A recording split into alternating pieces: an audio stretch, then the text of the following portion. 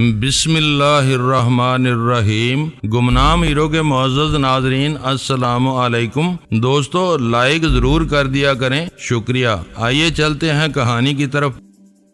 عبرت کا ایک شاہکار ثابت ہوگا۔ ابھی تک ہم فاؤنڈیشن کی باری گرانٹ اور ہیومن سوسائٹی کی فلاحی سرگرمیوں کے درمیان کسی تعلق کی تلاش میں الجھے ہوئے تھے۔ منشیات والا پہلو ہماری نظروں سے اوجھل تھا۔ میں اسی کلیو سے شاہد تک پہنچا تھا۔ یہ پورا چکر ہیروین کا ہی ہے۔ اوکے تھینک یو اور خدا حافظ۔ وہ بہت عجلت میں تھا، اس نے فون بند کر دیا۔ ریسیور رکھتے ہوئے مجھے قلق ہو رہا تھا کہ خالد سے پولیس اور اینٹی نارکوٹکس فورس کے بارے میں بحث کرتے ہوئے میں آئی بی کو بالکل فراموش کر بیٹھا تھا۔ شاید اس کی وجہ یہ تھی کہ جلال نے مجھ سے ہیومن سوسائٹی کے بارے میں بات کرنے میں کوئی دلچسپی نہیں لی تھی۔ اس نے جس سرسری انداز میں اسے ایک چھوٹا سا مقامی مسئلہ قرار دیا تھا، مجھے یہ یقین ہو گیا تھا کہ وہ اس بارے میں کوئی قدم اٹھانے پر آسانی سے آمادہ نہیں ہوگا۔ اب کیا چکر چل پڑا ہے؟ غزالہ نے تیوریوں میں بل ڈال کر پوچھا۔ کوئی چکر نہیں ہے، جلال نے اب اگلا ہے کہ وہ پہلے سے ہیومن سوسائٹی پر کام کر رہا ہے۔ میں خود حیران ہوں۔ ہیومن سوسائٹی کا نام سامنے آنے کے بعد سب کچھ اتنی تیزی سے ہوا ہے کہ یقین نہیں آتا۔ کمال کی دوسری بات یہ ہے کہ اب تک کسی کی نکسیر تک نہیں پھوٹی، ورنہ ہر معاملے میں خون خرابہ ضرور ہوتا رہا ہے۔ نکسیر کے بارے میں کچھ نہیں کہہ سکتا، شاہد کافی لہولہان ہوا ہے۔ بس یہ کہہ لو کہ قتل کی نوبت نہیں آئی۔ اگر چودھری عظمت کا نام درمیان میں نہ ہوتا تو شاید یہ بھی ہو جاتا۔ اچھا ہوا کہ اس بار قانون کا سہارا لیا جا رہا ہے۔ میں نے فون پر اسٹیشن 3 کا نمبر ملایا تو خالد وہاں موجود نہیں تھا۔ میں نے اس کے بارے میں مزید کچھ پوچھنا مناسب نہیں سمجھا۔ مجھے توقع تھی کہ وہ 11 بجے ڈی آئی جی سے طے شدہ ملاقات کے لیے نکلا ہوا ہوگا۔ ٹھیک 11 بجے خالد کا فون آ گیا۔ اس کی آواز سن کر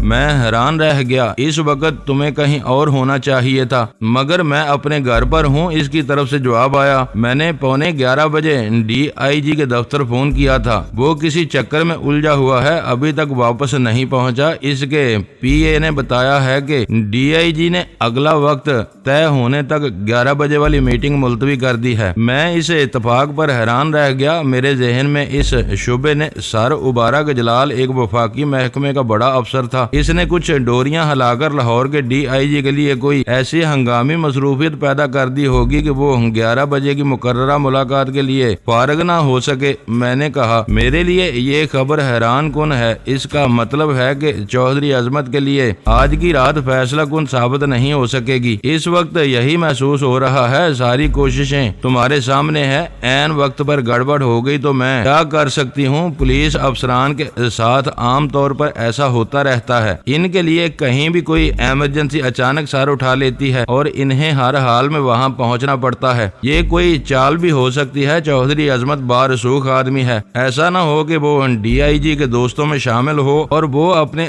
دوست کے خلاف کوئی کارروائی کرنے کے موڈ میں نہ ہو۔ میں نے اپنے ذہن میں ابھرنے والے ایک شبے کو الفاظ کا روپ دینے میں کوئی تعامل نہیں کیا۔ ایس ٹی ایف کے ساتھ ایسی حرکت کا امکان نہیں ہے، کیونکہ بات بہت اوپر تک جا سکتی ہے۔ تمہارا شبہ درست ہوتا تو میٹنگ ضرور ہوتی تاکہ پلان سامنے آ جاتا۔ چودھری عظمت کو اس پلان کے بارے میں خبردار کر کے بھاگنے کا موقع دیا جا سکتا تھا۔ اس محفوظ طریقے کو چھوڑ کر غائب ہو جانا مصلحت کے خلاف ہوتا۔ اب اگلی اطلاع تک اس میٹنگ کو بھول جاؤ۔ قیدی کہاں اور کس حال میں ہے؟ اسٹیشن 3 پر محفوظ ہے اور آرام کر رہا ہے۔ مجھے اس سے زیادہ چودھری عظمت کی فکر ہے۔ وہ نکل گیا تو مجھے بہت قلق ہوگا۔ میری چھٹی حص کہہ رہی ہے کہ ڈی آئی جی کا غائب ہونا خالی از علت نہیں ہے، شاید اندرون خانہ کوئی چکر چل پڑا ہے۔ آج کی رات چودھری عظمت پر ضرور باری پڑے گی۔ کہیں سے کسی کارروائی کی بنک ملی تو میں تمہیں ضرور مطلع کروں گا۔ اس وقت تم زومانی باتیں کر رہے ہو۔ پہلے ڈی آئی جی کو چودھری عظمت کا دوست قرار دے رہے تھے، اب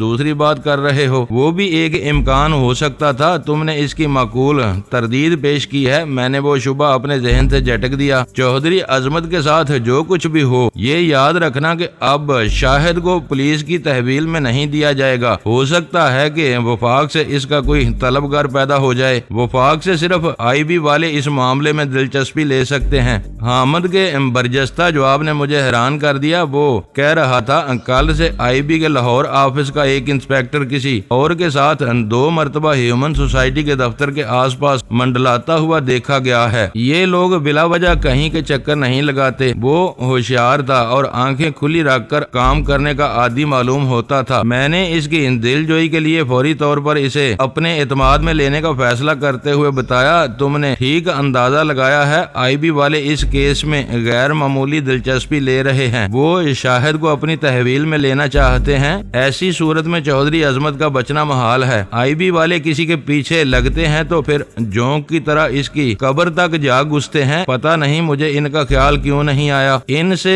نہ صرف میرے بلکہ میرے کئی آدمیوں کے بھی قریبی مراسم ہیں۔ ان کے ساتھ مل کر کئی مرتبہ کام کرنے کا موقع ملا ہے۔ یہ لوگ بہت رازداری سے اور کم نفری کے ساتھ کارروائی کرتے ہیں اور کبھی ناکام نہیں لوٹتے۔ بعض لوگ کہتے ہیں کہ ان کا کاٹا پانی تک نہیں مانگتا۔ میرے اور حامد کے درمیان وہی ایک بات پوشیدہ رہ گئی تھی۔ پتہ نہیں یہ اتفاق تھا، ہماری خوش قسمتی، یا جلال کی کوئی خوش تدبیری تھی کہ مقامی پولیس چودھری عظمت کے معاملے میں ملوث ہوتے ہوتے رہ گئی تھی۔ ایک بڑی الجھن دور ہو گئی تھی۔ پھیلا ہوا معاملہ دوبارہ سمٹتا ہوا نظر آ رہا تھا۔ اب تم بے فکر ہو کر سو جاؤ، مجھے امید ہے کہ صبح تک کوئی نہ کوئی بڑی خوشخبری آ چکی ہوگی۔ مجھے اندازہ ہو گیا ہے کہ خوشخبری تمہارے ذریعے ملے گی۔ ہنسی کے ساتھ حامد کی آواز ابھری۔ اس نے مجھ سے یہ معلوم کرنے کی کوشش نہیں کی تھی کہ مجھے IB کی سرگرمیوں کے بارے میں کیسے معلوم ہوا یا ان سے میرے کیسے روابط تھے۔ بالکل محسوس نہیں ہو رہا کہ ہم کراچی سے بہت دور آ چکے ہیں۔ غزالہ نے مسکراتے ہوئے ہلکا سا طنز کیا، بس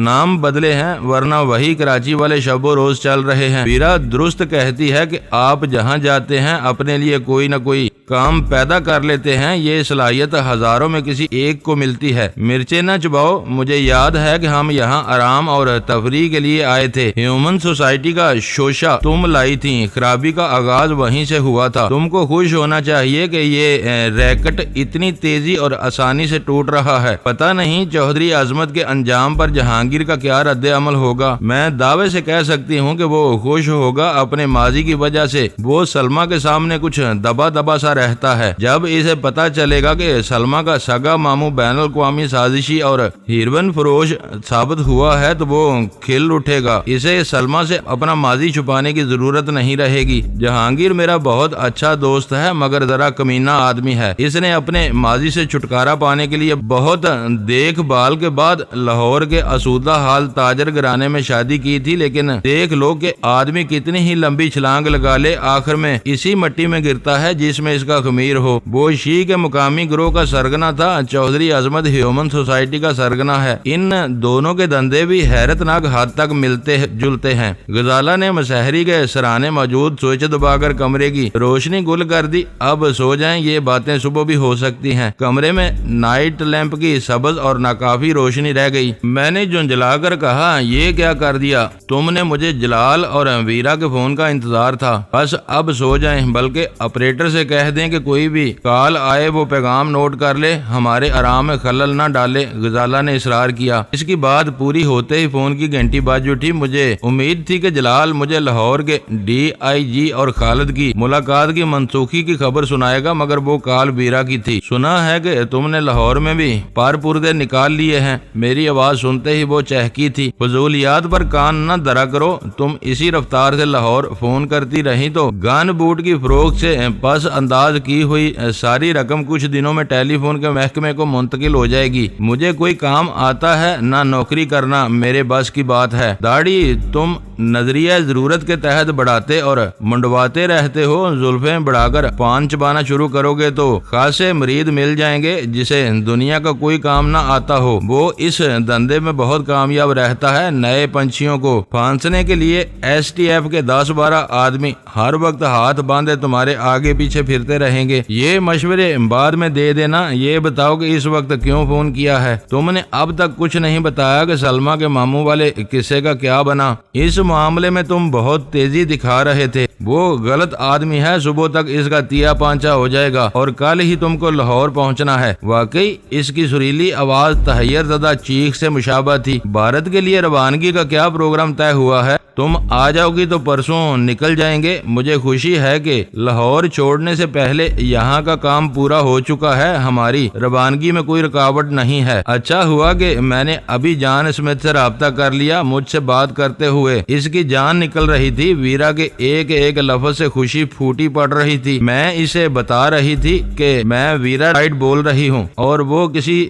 طرح یقین کرنے پر آمادہ نہیں تھا۔ میں نے تمہیں منع کیا تھا، میں نے ناراضگی سے کہا۔ اس کو اپنا نام بتانے کی کیا ضرورت تھی؟ تم نے اس بات کو نظر انداز کر دیا کہ وہ میرے دعوے کو تسلیم کرنے پر آمادہ نہیں تھا۔ میں نے ایک سنسان بوتھ سے فون کیا تھا اور کھوہڑ پاکستانی عورت کی طرح غلط سلط انگریزی بول رہی تھی۔ میں نے اسے دھمکی دی ہے کہ میں جلد ہی اسے جان سے مار دوں گی۔ اس کی باتوں سے ظاہر ہو رہا تھا کہ وہ مجھے کوئی خبتی عورت سمجھ رہا تھا جسے کسی نے رقم کا لالچ دے کر اس کے پیچھے لگا دیا ہو۔ کل صبح اور پھر لاہور روانگی سے پہلے میں اسے پھر اسی آواز میں فون کروں گی۔ بچوں جیسی حرکتیں ہیں۔ میں نے اس کی بات کاٹ کر اپنی کھلی ناپسندیدگی کا اظہار کیا۔ ان احمقانہ حرکتوں سے وہ ڈرنے کی بجائے یہ نتیجہ اخذ کرے گا کہ تم حواس باختہ ہو کر اوچھے حربوں پر اتر آئی ہو۔ اس کے ذہن میں بلا وجہ میرا اور تمہارا نام تازہ ہو جائے گا۔ ہوا کرے وہ ڈٹائی سے بولی، پرسوں ہم دونوں یہاں سے جا چکے ہوں گے۔ تم یہ باتیں اس لیے کہہ رہے ہو کہ امریکیوں کے مزاج کو نہیں سمجھتے۔ میں خود امریکی ہوں، جانتی ہوں کہ یہ لوگ اول درجے کے وہمی اور ڈرپوک ہوتے ہیں۔ اگر یہ خیال اس کے ذہن میں جڑ پکڑ گیا کہ کوئی نیم پاگل پاکستانی عورت اس کے خون کی پیاسی ہو گئی ہے تو اس کی رات کی نیندیں حرام ہو جائیں گی۔ یہ انگریزوں کے وہم کا مذاق اڑاتے ہیں کہ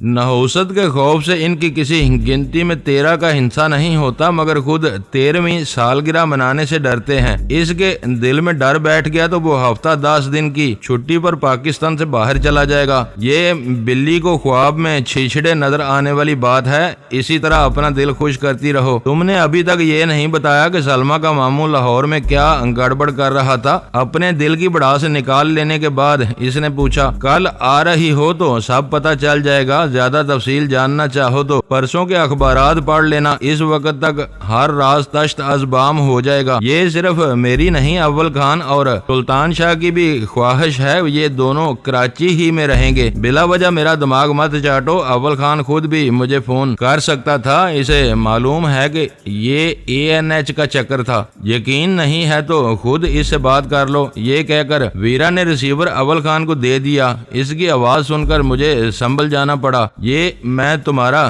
تہ دل سے ممنون ہوں، میں نے اس کی ہیلو سنتے ہی کہا۔ تم سے بات ہونے کے بعد خالد کا رویہ ایک دم بدل گیا تھا۔ نتائج سامنے آنے کے بعد وہ اپنی محتاط روی پر شرمندہ ہے اور کئی بار معذرت کر چکا ہے۔ یہ کروڑوں کا چکر ثابت ہوا ہے جس میں ہیروئن کا لین دین بھی شامل ہے۔ ان دندوں کے لیے امریکہ کی ایک مشہور فاؤنڈیشن بالکل غیر قانونی طریقے سے فنڈز فراہم کر رہی ہے۔ IB والے اس کی مشتبہ فنڈنگ پر پہلے سے کام کر رہے تھے۔ خالد شاید کل مجھے پوری کہانی سنائے گا۔ وہ تم سے بہت معروب ہے لیکن تمہارے طریقہ کار سے ڈرتا ہے۔ تمہارے اچانک فیصلوں نے اسے الجھا دیا تھا۔ خالد کے بعد تم جلال سے بھی بات کر لینا۔ چودھری عظمت کا کیس اب اسی کو سونپ دیا گیا ہے۔ ویرا کیا کہہ رہی تھی؟ تم آگے کب جا رہے ہو؟ اس نے ویرا کی زبان سے سنے ہوئے مکالموں کی تصدیق چاہی۔ پرسوں ویرا کو کل لاہور آنا ہے۔ میں رات کے لیے اسی ہوٹل میں کمرہ بک کرا دوں گا۔ یہ معاملہ تم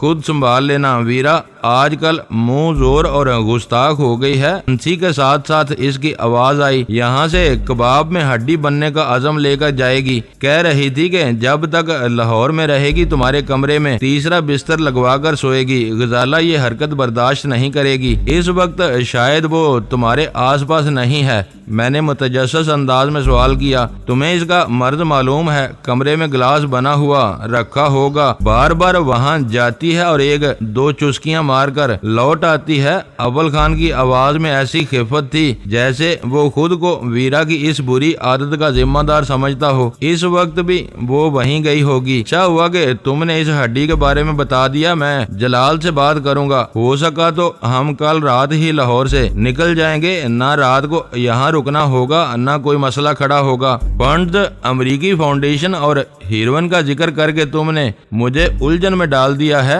فون پر زیادہ بات نہیں ہو سکتی۔ چودھری عظمت اب کہاں ہے؟ اپنے گھر میں آرام کر رہا ہوگا، لیکن صبح تک شاید اپنی صحیح جگہ پر پہنچا دیا جائے گا۔ عین وقت پر ایک سنگین انتظامی الجھن پیدا ہو گئی، ورنہ وہ اب تک بند ہو چکا ہوتا۔ اول خان اس موضوع پر مزید بات کرنے کا خواہش مند تھا۔ اسے یہ جان کر حیرت ہوئی تھی کہ سارا کچا چٹھا سامنے آ جانے کے بعد بھی چودھری عظمت آزاد تھا۔ تحفظ کا تمام تر یقین ہونے کے باوجود میرے لیے یہ ممکن نہیں تھا کہ میں اسے ان تمام تفصیلات سے فون پر ہی آگاہ کر دیتا۔ ادھر ادھر کی مزید کچھ باتوں کے بعد اول خان نے تشنہ انداز میں فون بند کر دیا۔ ریسیور رکھ کر میں غزالہ کی طرف متوجہ ہوا تو دوسری طرف کروٹ لیے بے سود لیٹی ہوئی تھی۔ میں نے ہولے سے اسے پکارا، جواب نہ دارد۔ میں نے اس کی طرف کروٹ لے کر آہستگی سے اس کے شانے پر ہاتھ رکھا تو وہ کھلکھلا کر ہنس پڑی۔ میری تشویش پر وہ اپنی اداکاری برقرار نہیں رکھ سکی تھی۔ آپ فون سنتے رہیں اور مجھے سونے دیں، اس نے میرے کان میں منمنا کر شکوہ کیا۔ رات کے گہرے سناٹے میں غزالہ کے دل کی دھمک اپنے بازو پر محسوس کر رہا تھا۔ ہم دونوں دیر تک آپس کی باتیں کرتے رہے۔ میں نے اپنی پوری توجہ اس پر مرکوز کی ہوئی تھی، مگر میرے کان فون کی گھنٹی کی طرف لگے ہوئے تھے۔ مجھے بہت شدت سے جلال کی کال کا انتظار تھا۔ جلال کا فون آنا تھا اور نہ آیا۔ اسی انتظار میں میری آنکھ لگ گئی۔ میں کچھ ہی دیر کے لیے نیند کی دیوی کی مہربان آغوش میں رہا ہوں گا کہ مجھے یوں محسوس ہوا جیسے میرے سر پر کوئی گھڑیال بج رہا ہو۔ رفتہ رفتہ وہ آواز اتنی بڑی کہ میں نے ہڑبڑا کر آنکھیں کھول دیں۔ چند ثانیوں تک کچھ سمجھ نہ آیا کہ وہ کوئی خواب تھا یا واقعی کہیں کچھ بج رہا تھا۔ مختصر سے وقفے کے بعد فون کی گھنٹی اسیبی آواز میں چیخی تو میں بوکھلا گیا۔ شاید فون کی مسلسل بجتی ہوئی گھنٹی ہی میری بیداری کا سبب بنی تھی۔ میں نے ریسیور اٹھانے سے پہلے ہوٹل کے دیوار گیر کلاک پر نظر ڈالی۔ اس کی روشن سوئیاں صبح کے 3:30 بجا چکی تھیں۔ مجھے ہوٹل کے آپریٹر پر غصہ آ گیا۔ فون کرنے والا کوئی بھی رہا ہو، آپریٹر کو اتنی رات گئے مہمانوں کی نیند خراب کرنے کا کوئی حق نہیں تھا، مگر وہ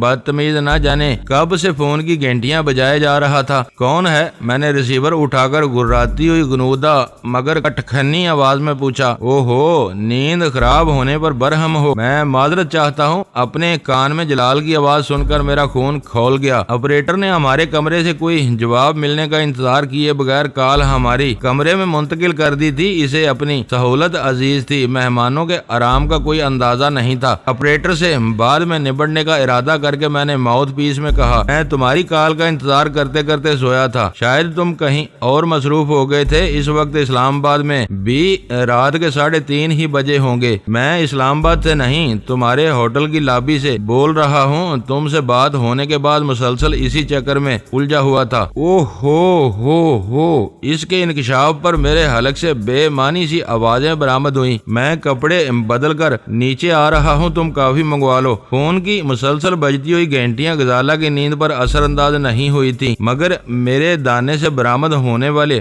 لا یعنی آوازوں سے اس کی نیند اچٹ گئی۔ وہ ہڑبڑا کر اٹھ گئی۔ کیا ہوا؟ کون آ گیا؟ آپ کس سے باتیں کر رہے ہیں؟ اس نے مخمور لہجے میں لگاتار 3 سوال کر ڈالے۔ لابی میں جلال آیا ہوا ہے، تم سو جاؤ، میں اس سے مل کر آتا ہوں۔ بستر چھوڑ کر میں باتھ روم میں گھس گیا۔ میں اجلت میں کپڑے تبدیل کر کے لوٹا تو کمرہ روشن تھا اور غزالہ کچھ پریشان سی کرسی پر بیٹھی ہوئی تھی۔ مجھے دیکھتے ہی بولی، آپ جلد لوٹ آئیں، اس کے ساتھ کہیں باہر جانا ہو تو مجھے انٹرکام پر بتا دیں، میں انتظار کروں گی۔ میں چابی لے کر کمرے سے نکل گیا۔ میں لفٹ کے ذریعے لابی میں پہنچا تو جلال نے گلے مل کر تپاک سے میرا استقبال کیا۔ اس کی آنکھوں سے بے خوابی اور چہرے سے تکان عیاں تھی۔ میں تمہیں اس وقت لاہور میں پا کر حیران ہوں۔ کیا لاہور اور اسلام آباد کے درمیان رات کو بھی کوئی پرواز ہوتی ہے؟ میں نے باب اڑاتی ہوئی تلخ کافی کا ایک گھونٹ لے کر کہا۔ سب سے بڑا مسئلہ یہی تھا۔ وہ سگریٹ کا دھواں بکھیرتے ہوئے بولا،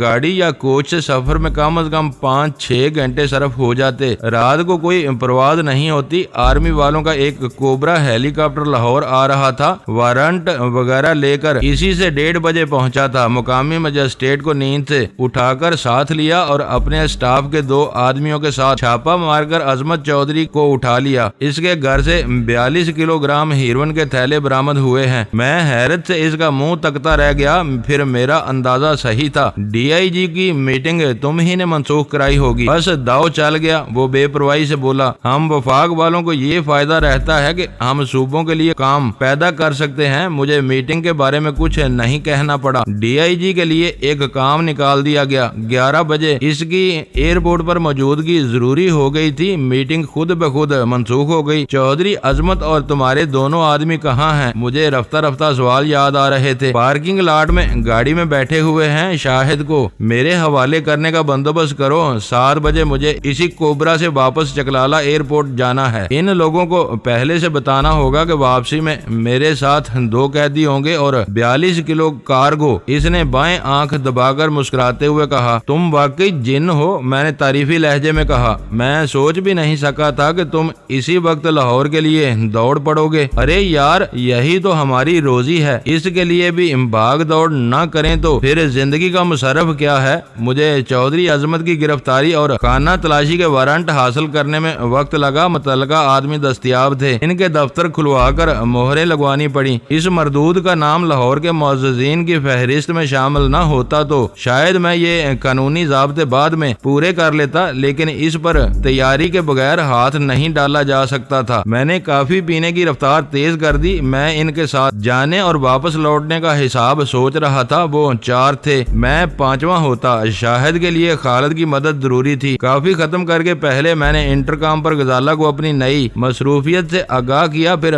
خالد کے گھر کا نمبر ملا لیا. ہر شریف آدمی کی طرح وہ بھی اس وقت گہری نیند سو رہا تھا. تیسری گھنٹی بجنے کے بعد اس کی نیند سے بوجھل آواز سنائی دی. میں نے اسے اپنے اوسان بحال کرنے کے لیے وقت دینے کی نیت سے غیر ضروری طور پر اس کی مزاج پرسی کی, پھر اسے صورت حال سے آگاہ کیا. وہ جلال کے نام اور عہدے سے پہلے سے واقف تھا. فوری طور پر اسٹیشن 3 پہنچنے پر آمادہ ہو گیا. جلال کے دونوں آدمی اپنی صورتوں سے شاطر اور خرانٹ نظر آ رہے تھے. ان دونوں نے ہمیں عقبی نشست پر بٹھانے کے بعد اگلی نشستیں سنبھال لیں. چودھری عظمت بے ہوشی کی حالت میں پچھلے پائیدان پر پڑا ہوا تھا. جلال کے جوتے اس کے سینے پر تھے. اسٹیشن 3 چلو, جلال نے ہدایت دی اور گاڑی فوراً حرکت میں آ گئی. مال روڈ کی دمکتی ہوئی اسٹریٹ لائٹس کی روشنی میں میں نے دیکھا کہ چودھری عظمت پستہ قامت اور گٹھے ہوئے جسم کا مالک تھا, اور اپنے سرخ و سفید اور کلین شیپ چہرے سے وہ خاصا سنجیدہ اور زیرک نظر آ رہا تھا. مجھے خوشی ہوئی کہ اس کے دونوں ہاتھ ہتھ کڑی کی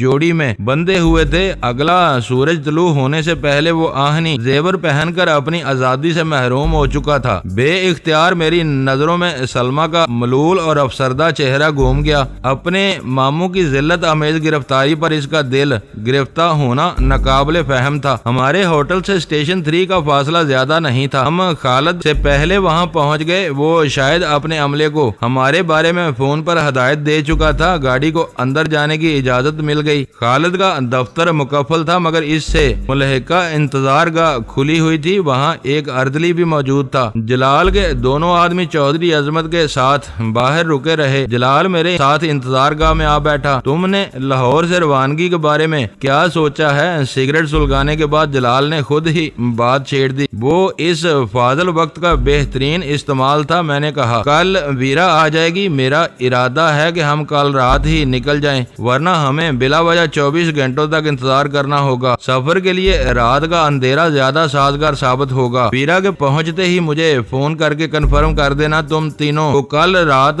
سرحد پار پہنچا دیا جائے گا. میرے تینوں آدمیوں کے نام ساتھ لے جانا نہ بھولنا. ان باتوں کی تم فکر نہ کرو. روانگی کے وقت یہاں سے ہم کو کس کے ساتھ اور کیسے جانا ہوگا یہ سب مجھ پر چھوڑ دو. میری کوشش ہوگی کہ میں تمہارا فون ملتے ہی اسلام آباد سے لاہور کے لیے روانہ ہو جاؤں. یہاں سے میں خود تمہیں سرحد پار پہنچاؤں گا. ان کاموں میں رابطے کے آدمی کی تبدیلی کی کوئی گنجائش نہیں ہوتی. بھارتی میرے سوا کسی سے ڈیل نہیں کریں گے. اس کی طرف سے وہ بات صاف ہو جانے پر مجھے یوں محسوس ہوا جیسے میرے سر سے ایک بڑا بوجھ اتر گیا ہو. میں ذہنی طور پر کسی اور کے ساتھ نئے سفر کا آغاز کرنے کے لیے تیار نہیں تھا. آخری لمحات پر کسی گڑبڑ کی صورت میں یہ امکان بہرحال تھا کہ سرحد پار بھروسے کے افراد کے بجائے سادہ کپڑوں میں بھارتی فوجی یا شہری حکام موجود ہوں اور سرحد پار کرتے ہی ہمیں اپنی تحویل میں لے لیں. جلال بہت ذمہ دار آدمی تھا. اس کے ہوتے ہوئے ایسے کسی واقعے کا امکان کم ہو جاتا. وہ خطرہ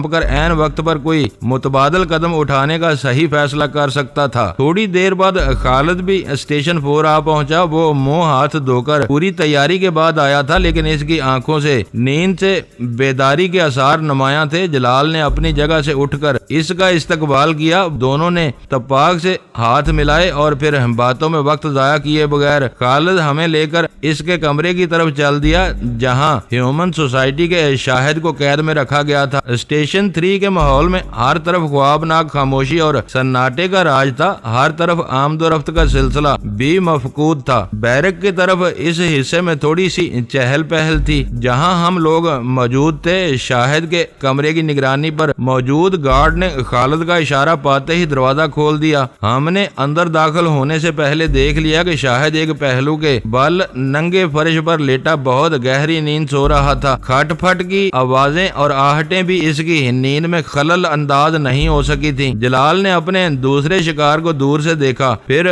باہر آ گیا۔ اشارے سے اپنے ایک آدمی کو وہاں بلا لیا۔ اس دراز قامت شخص کو پہلے سے متوقع ضروریات کا اندازہ تھا۔ وہ آیا تو اس کے ہاتھوں میں ہتھکڑیوں کا ایک جوڑا موجود تھا۔ اسے بے ہوش کر کے گاڑی میں ڈال لو، یہ بھی ہمارے ساتھ جائے گا، جلال نے سپاٹ لہجے میں اسے ہدایت کی۔ اس نے ہتھکڑیوں والی زنجیریں اپنے کندھے پر ڈالی اور جیب سے سرنج اور محلول کی شیشی نکال کر انجیکشن تیار کرنے میں مصروف ہو گیا۔ اس کے اعتماد اور پھرتی سے اندازہ ہو رہا تھا کہ اس کے لیے وہ کام نیا نہیں تھا۔ اس نے شیشی سے سیال کی کچھ مقدار سرنج میں داخل کی، سرنج سے ہوا کے بلبلے خارج کیے اور پھر شاہد کی آستین ہٹانے کی زحمت کیے بغیر سوئی اس کے بازو میں اتار دی۔